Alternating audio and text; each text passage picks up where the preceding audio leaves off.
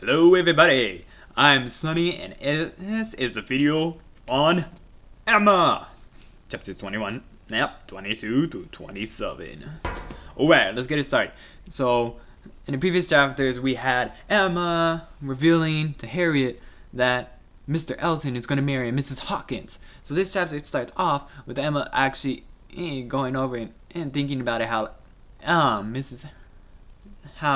the marriage would actually relieve and ease any awkwardness for his return into the social circle. So it's just like, okay, so we're not gonna have this awkwardness between me and you where I rejected you, but I mean now you're gonna get married, so I mean we have some goodness between each other. So, but she also has thoughts that how Mrs. Hawkins about Mrs. Hawkins' inferior connections is not really going to be helpful for Mr. Elton. It's probably just going to lower him or just keep him. It's not good. It's not good, people. It's not good. So, and then it goes on that Harriet has a friendly and emotional visit with Mr. Martin's mother and sister, but when the visit is cut short, it is clear the Martins understand that they have been slighted. It is Emma's decision to go take her there. And he's all like, oh, I'll give you 15 minutes. And then she cuts it short because she doesn't want Harriet to end up with Mr. Martin. But they have already figured it out that she does like Mr. Martin. Or if you, whoever read it, does not figure this out, they already know. Oh, Mrs. Martin, the mother, and the sister know.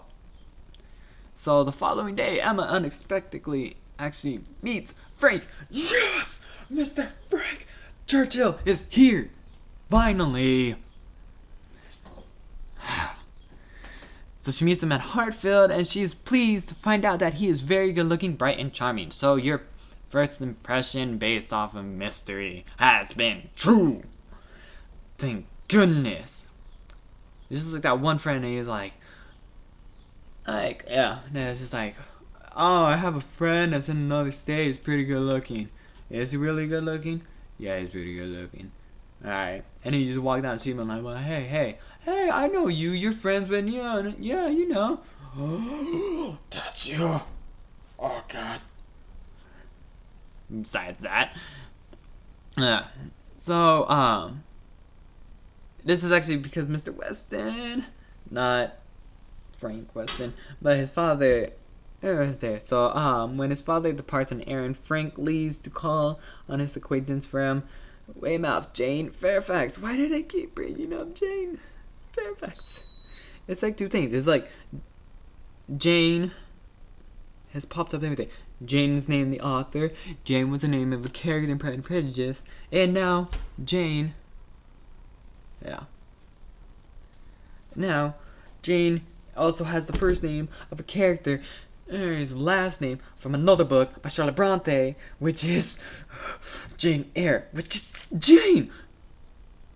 Is there some coincidence that there's so many Janes, or is it just that simple of a name? I don't know. That's something really intriguing to me. It's getting me confused.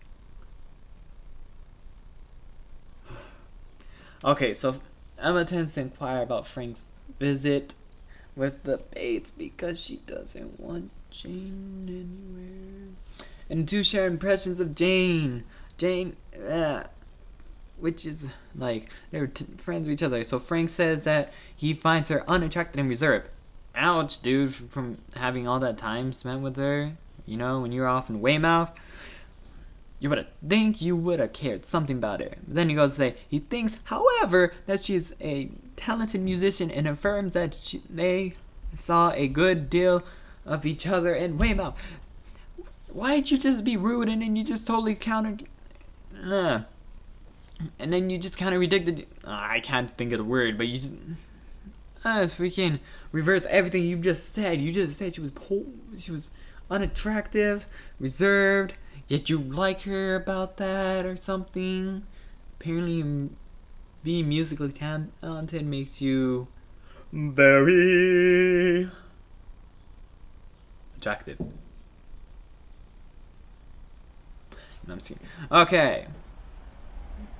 So as it is, Emma's good opinion of Frank Churchill is now injured, apparently because of his trip to London where he cut his hair. I don't know what it is about cutting your hair, which is weird because she pointed that out, and then especially the time period it's supposed to be based off. I don't think if someone really cares if you cut your hair that it would change your opinion about someone.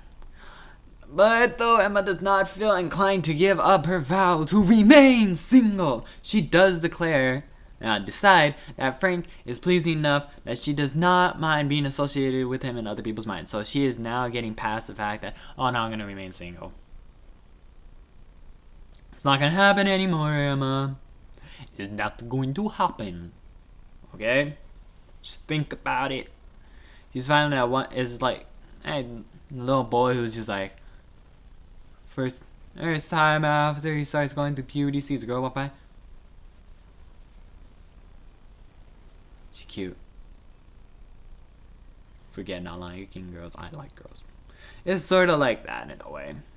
So we let's cut ship to the party where where it is found that Jane Fairfax have gotten a pianoforte from a mystery person. So people assume the piano is from Colonel Campbell, which is her guardian, but Emma tells Frank she suspects it's another gift from Mr. Dixon.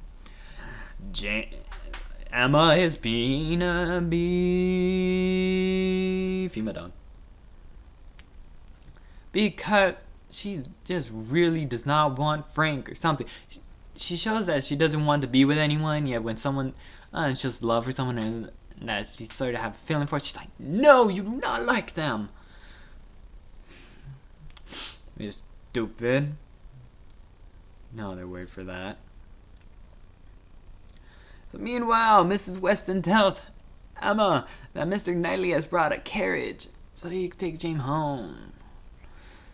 And then Emma gets mad. It's like, what? Did you like her? You know what? Did you give her it? And then he doesn't even decline it. He just is like, well, he declines Heinz giving the piano to her, but he does not decline liking her. He's getting mad because I'm just like, who likes Jane? Who likes Jane? What is up with Mr. Knightley? Okay, let's move on forward. So Frank comments to Emma that he is lucky the dancing had to end, otherwise he would have found himself asking Jane Fairfax to dance. For there only being 2 dances you did, and you first asked Emma to dance. It's pretty rude since you like the time, and you think Jane was talented. You would have asked her first since you've known her longer. But this is just like what they do in Pride and Prejudice, where dancing persuades your love for someone. Because you gotta dance, you gotta dance, you gotta dance. Dance. Alright, so, and then at the Coles party, Harriet heard that Mr. Martin had dined with the Cox family. And there's a rumor that a Cox daughter would like to marry Mr. Martin to distract and protect Harriet.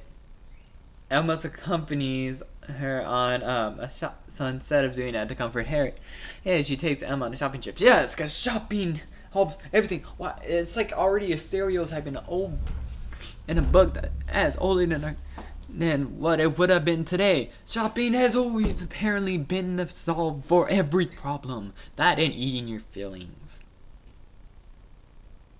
Don't eat your feelings. Okay, so Mrs. Bates finally reveals that Mr. Knightley has sent his last apples of the season to Jane, who is particularly fond of them. So this is giving me a lot of idea that Emma thinks Mr. Knightley like Jane, but you don't know that because you don't have any clear indication. This could have just been all nicely thoughts that he was just like, I'm just going to be kind to this girl. But that's just a thought. My thought on Emma.